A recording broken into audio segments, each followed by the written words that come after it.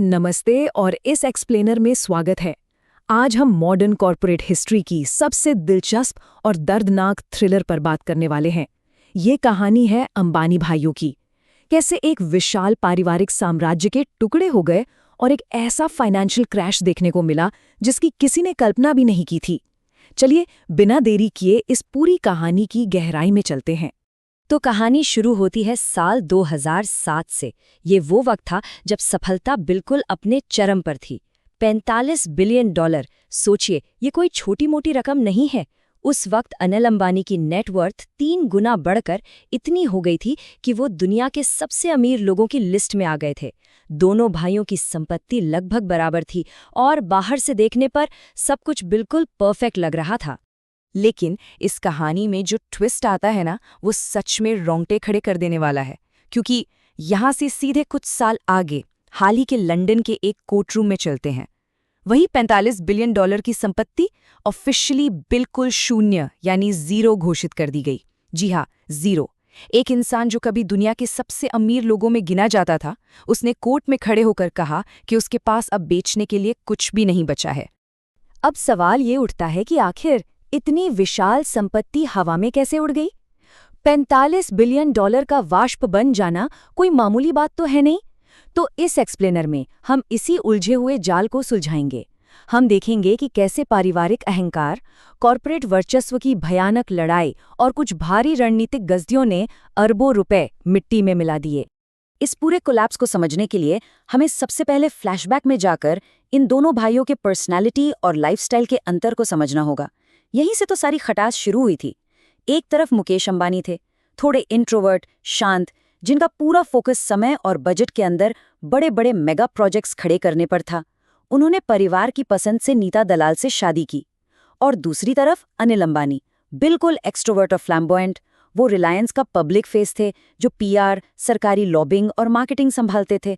उन्होंने बॉलीवुड स्टार टीना मुनीम से शादी की, जिसका शुरुआत में परिवार ने काफी विरोध किया था। अब देखिए, तनाव की असली शुरुआत तो 1986 में ही हो गई थी, जब पिता धीरूभाई अंबानी को स्ट्रोक आया और कंपनी में मुकेश का प्रभाव धीरे धीरे बढ़ने लगा। लेकिन असली भूचाल तब आया जब जुलाई 2002 में धीरूभाई का बिना कोई वसीयत छोड़े निधन हो गया। मामला तब और बिगड़ गया जब जून 2004 में अनिल ने विपक्षी दल की मदद से राज्यसभा का चुनाव लड़ा और जीत भी गए। मुकेश को लगा कि अनिल के इन पॉलिटिकल कनेक्शन से रिलायंस के बिजनेस को भारी नुकसान हो सकता है। बस ये वो कदम था जिसने दोनों के बीच एक बहुत गहरी खाई खोद दी। जब ये पारिवारिक झगड़ा घर की 4 दीवारी से निकलकर सड़कों और मीडिया की हेडलाइंस तक पहुंच गया, तो आखिरकार 2005 में उनकी मां कोकिलाबेन और तत्कालीन वित्त मंत्री पी चिदंबरम को बीच बचाव करना पड़ा। उनके भारी दबाव में आकर एक बंटवारा हुआ। इस विशाल रिलायंस साम्राज्य को 2 हिस्सों में बांट दिया गया। मुकेश अंबानी को करीब 60 से 70% संपत्तियां मिली और अनिल अंबानी के हिस्से में 30 से 40% आईं। साथ ही दोनों ने 10 साल का एक नॉन कम्पीट एग्रीमेंट भी साइन किया, जिसका सीधा सा मतलब था कि वो एक दूसरे के बिजनेस में बिल्कुल टांग नहीं अड़ाएंगे। लेकिन इस बंटवारे में एक बहुत बड़ी बुनियादी खामी थी, जिसने अनिल अंबानी को एक तरह के ट्रैप में फंसा दिया।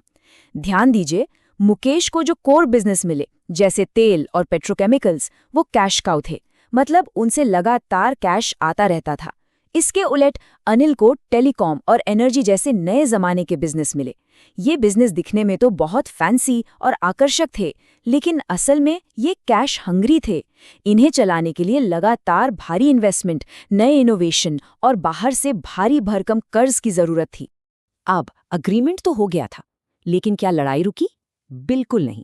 ये एक खतरनाक प्रॉक्सी वॉर में बदल गई। अनिल ने खुलेआम मुकेश के खेमे पर अपने काम बिगाड़ने के आरोप लगाए। जैसे 2008 में जब अनिल की कंपनी रिलायंस पावर का मेगा आईपीओ आया, तो मार्केट में आते ही किसी ने भारी मात्रा में शेयर डंप कर दिए, जिससे एक ही दिन में शेयर 20% तक क्रैश हो गया। अनिल का सीधा इल्जाम था कि ये मुकेश का काम है। बात यहीं खत्म नहीं हुई। अनिल एक south African telecom company MTN के साथ मर्जर करना चाहते थे, जिसे मुकेश ने राइट टू फर्स्ट रिफ्यूजल का क्लॉज लगाकर ब्लॉक कर दिया। इसके अलावा एयरपोर्ट बिड्स में भी अनिल ने मुकेश पर पॉलिटिकल प्रेशर डालकर उन्हें बाहर करने का आरोप लगाया। और इन्हीं सब टकरावों के बीच शुरू हुई गैस वॉर, जिसने अनिल की नींव हिला दी। हुआ ये कि अनिल उत्तर प्रदेश के दादरी में एक बहुत बड़ा गैस बेस्ड पावर प्लांट लगाना चाहते थे। लेकिन पेच ये था कि इस प्लांट के लिए जिस प्राकृतिक गैस की जरूरत थी, उसका पूरा कंट्रोल मुकेश की कंपनियों के पास था, क्योंकि बंटवारे में गैस खोजने और निकालने का काम मुकेश के हिस्से में आया था। अब यहाँ एक बड़ा भारी विरोधाभास देखिए। परिवार में जो समझौता हुआ था, उसके मुताबिक मुकेश ने वादा किया था कि वो अनिल को $2.34 प्रति यूनिट के रेट पर गैस देंगे। लेकिन मुकेश की कंपनी पेट्रोलियम मंत्रालय के पास गई और वहां से सरकार ने गैस की कीमत बढ़ाकर लगभग दोगुनी यानी $4.21 प्रति यूनिट तय कर दी। अनिल ने पब्लिक में आकर साफ साफ कहा कि ये सब जानबूझकर किया गया है ताकि एक भाई को फायदा हो और दूसरे का नुकसान। इसके बाद तो ये कानूनी लड़ाई बहुत तेजी से अदालतों में दौड़ी। 2009 में बॉम्बे हाई कोर्ट ने कहा कि भाई पारिवारिक कीमत का सम्मान होना चाहिए। लेकिन फिर सुप्रीम कोर्ट में सरकार ने दखल दिया और कहा कि गैस तो राष्ट्रीय संपत्ति है, इस पर किसी परिवार का एग्रीमेंट नहीं चल सकता। और फाइनली मई 2010 में सुप्रीम कोर्ट ने मुकेश के पक्ष में फैसला सुनाया। अनिल के लिए ये बहुत बड़ा झटका था। उन्हें अरबों का नुकसान हुआ और इसी के साथ दोनों भाइयों का वो नॉन कम्पीट एग्रीमेंट भी हमेशा के लिए कूड़ेदान में चला गया। ये राइवलरी कितनी डार्क और खतरनाक हो चुकी थी, इसका अंदाजा हम इसी बात से लगा सकते हैं। गैस विवाद की इस गर्मा गर्म कानूनी लड़ाई के बीच अप्रैल 2009 में एक बेहद चौंकाने वाली घटना घटी। अनिल अंबानी का हेलीकॉप्टर मेंटेनेंस के लिए खड़ा था और किसी ने जानबूझकर उसके फ्यूल टैंक में कंकड़ और मिट्टी डाल दी। ये कोई इत्तेफाक नहीं था, ये एक साफ और रहस्यमयी तोड़फोड़ थी जिसने सबको हैरान कर दिया कि क्या बात सच में किसी को शारीरिक नुकसान पहुंचाने तक पहुंच गई थी। खैर, गैस विवाद का झटका तो था ही, लेकिन इसके बाद आया दूसरा सबसे बड़ा और जानलेवा प्रहार, टेलीकॉम ट्रैप। बंटवारे में अनिल को जो टेलीकॉम बिजनेस मिला था, वो पुरानी सीडीएमए तकनीक पर चल रहा था। अब मार्केट बदल रहा था, 3G और 4G का जमाना आ रहा था। पूरे सिस्टम को जीएसएम में अपग्रेड करना बहुत जरूरी था और इसके लिए अनिल को बेतहाशा कर्ज लेना पड़ा। और सबसे बड़ा ट्विस्ट, ठीक उसी समय मुकेश ने जियो लॉन्च कर दिया, वो भी बिल्कुल मुफ्त 4G सर्विसेज के साथ। जियो ने आते ही पूरे बाजार पर कब्जा कर लिया और अनिल का बिजनेस इस ट्रैप में पूरी तरह से फंस कर रह गया। एक तरफ टेलीकॉम सेक्टर में ये भूचाल आया हुआ था और दूसरी तरफ 2008 के क्राइसिस के बाद नई फंडिंग मिलनी लगभग बंद हो गई थी। अनिल की रणनीति पूरी तरह से पब्लिक सेक्टर के बैंकों के कर्ज पर टिकी थी और यहीं से शुरू हुआ एक खौफनाक डेब्ट स्पाइरल यानी कर्ज का जाल। जो कर्ज 2010 में 300 अरब रुपए था, वो बढ़ते बढ़ते 2018 आते आते 1720 बिलियन रुपए यानी 1,72,000 करोड़ रुपए के चौंकाने वाले आंकड़े को पार कर गया। सोचकर ही सिरहन होती है। और फिर ताश के पत्तों की तरह ये पूरा साम्राज्य ढह गया। 24,000 मेगावाट के पावर प्रोजेक्ट्स बीच में ही पूरी तरह ठप पड़ गए। दुनिया भर के क्रेडिटर्स ने अपना पैसा वापस मांगने के लिए शिकंजा कसना शुरू कर दिया। लंदन में 3 चीनी बैंकों ने करीब $925 मिलियन के लोन के लिए मुकदमा ठोक दिया। उधर स्वीडिश कंपनी एरिक्सन ने 5.5 करोड़ रुपए के बकाये को लेकर सुप्रीम कोर्ट में अवमानना याचिका दायर कर दी। मानो इतना काफी नहीं था तो सेबी ने भी फंड डाइवर्जन के इल्जाम में अनिल को इंडियन सिक्योरिटीज मार्केट से 5 साल के लिए बैन कर दिया। इस पूरी कहानी में सबसे इमोशनल और भारी पल तब आया जब एरिक्सन वाले मामले में सुप्रीम कोर्ट ने अनिल अंबानी को सीधे जेल भेजने की चेतावनी दे डाली। पानी सिर से ऊपर जा चुका था। ऐसे में उनकी मां कोकिलाबेन को एक आखिरी बार बीच में आना पड़ा।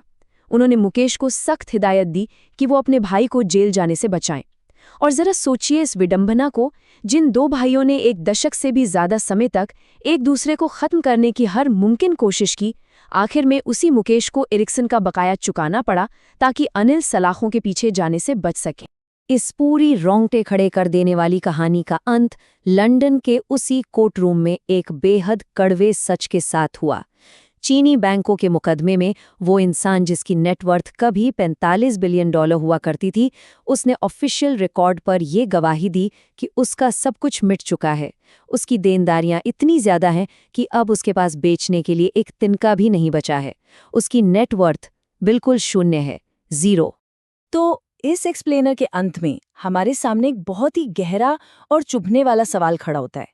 क्या ये इस बात का सबसे बड़ा सबूत है कि बिना किसी ठोस रणनीति के और बिना परिवार के साथ के बेगाम महत्वाकांक्षा इंसान को सिर्फ और सिर्फ बर्बादी की तरफ ले जाती है? ये पूरी कहानी हमें ये सोचने पर मजबूर कर देती है कि अहंकार कितना विनाशकारी हो सकता है और दुनिया की सारी दौलत, सारे बिलियन डॉलर्स मिलकर भी एक एकजुट परिवार की कमी को कभी पूरा नहीं कर सकते। इस एक्सप्लेनर में हमारे साथ जुड़ने के लिए शुक्रिया।